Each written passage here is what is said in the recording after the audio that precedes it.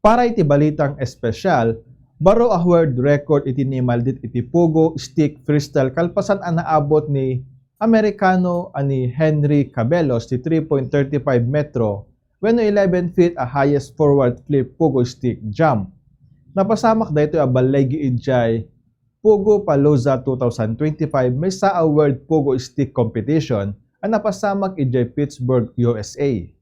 Paset ni Cabelos iti grupong ex-Pogo ang mabigbig iti panang ipakita extreme Pogo tricks ken record iti lobong. May bilang ti 3.35 meter jump kas may sa kadagiti karigatan at trick ti Pogo Stick discipline tagkasapulan iti pigsa, timing ken control ti angin. Detan ti balitang espesyal ti Bombo ni Senbius, siya ni Bombo Jonathan Cabildo, and this is Bombo Radio Philippines, the #1 and most trusted source of news and information basta radyo. Bombo!